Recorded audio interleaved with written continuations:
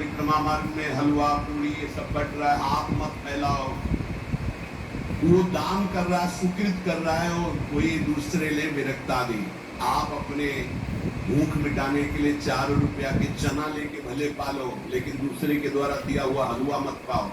यहाँ धाम आए हो, भगवत कमाई करने आए हो, यहाँ नाम जप करो, कष्ट सहकर परिक्रमा दो।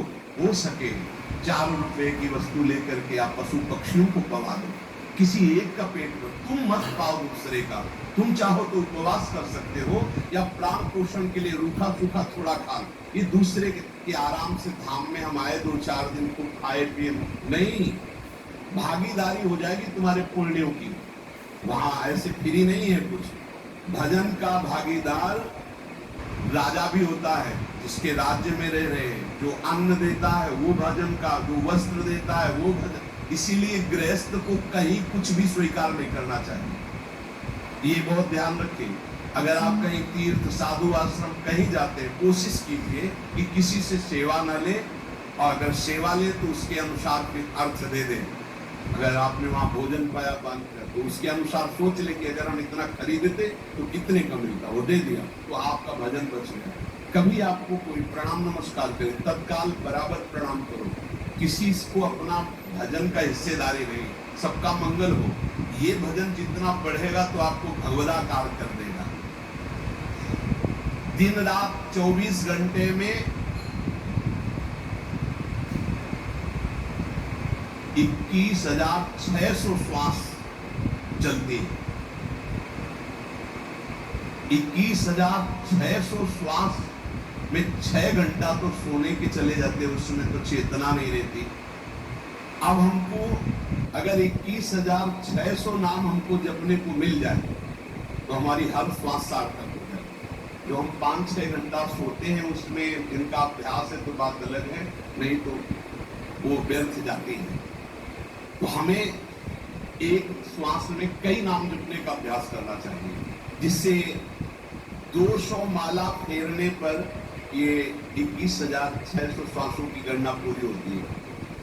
अगर हम 200 माला का नियम लें तो इतना हो सकता है। हमें लगता है अगर हर समय माला नहीं ले सकते तो श्वास वाली माला बहुत अच्छी रहती है। श्वास में 4 बार खींचो, 4 बार नाम लेते हुए छोड़ो। दूसरा साधन,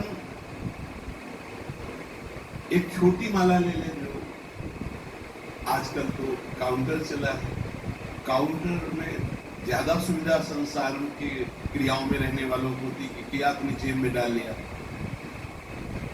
तीसरा साधन वो बहुत कठिन है, मन की वृत्ति से नाम लें। माला, श्वास और मन की वृत्ति, उसमें श्वास की भी गणना का ध्यान नहीं रहता, उसमें केवल चिंतन होता है, चल रहा है। पर ये आखिरी स्थिति होती है, इसी के बाद वो परिपक्व अवस्था होता है। जिज्ञा से धीरे धीरे नाम उच्चारण करते हुए ये पहला अभ्यास है। प्रारंभिक को एकदम मानसिक में नहीं पहुंचने की चेष्टा करनी चाहिए, 2-4 नाम के बाद मन प्रपंच में फंसा देगा। दूसरा अभ्यास कंठ में, जैसे हम जिह्वा से, इसे वाचिक जप है, मंत्र नहीं होगा, ऐसे नाम होगा, फिर उबाल ऐसे, फिर कंठ से चलता है, फिर हृदय से चलने लगता है, फिर नाभ से चलता है। जिसका नाभ से चलने लगता है उसका परावाणी के द्वारा भजन, वो सिद्ध पुरुष कहा जाता है। 4 वाणी, परा, पश्चंती, मध्यमा, वैखरी। वैखरी जो बोल रहे हैं, जो कंठ से, फिर हृदय से पश्चंती, परा नाभि से, मूलाधार केंद्र से लेकर के संपूर्ण ब्रह्मांड में से नाम गूंज रहा है, वो सिद्ध पुरुष का होता है। पहला अभ्यास जिह्वा हिला करके शुरू करें, राधा राधा राधा राधा, फिर कंठ से। कभी हमारे सदगुरुदेव भगवान को देख, अगर कोई आ गया और बातचीत का हुआ तो यहाँ से तत्काल चलता दिखाई देता ना, कंठ ऐसे ऐसे हिलने लगता है कंठ, और शांत बैठे तो फिर नहीं दिखाई। अगर कोई है आसपास तो इतनी तीव्रता लगन होती कि कहीं छूट ना जाए नाम।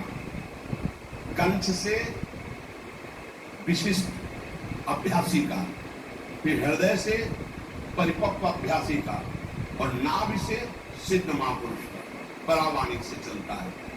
अगर 1 वर्ष तक जिह्वा से अभ्यास किया जाए, ये मैंने किया है, नारायण स्वामी कहते हैं, तो दूसरे वर्ष में कंठ से प्रारंभ हो जाता है। 2 वर्ष कंठ से चले तो अगला हृदय से प्रारंभ हो जाता है, और हृदय से 3 वर्ष चले तो फिर नाभि से 7 वर्ष में नाम सिद्ध हो जाएगा। अगर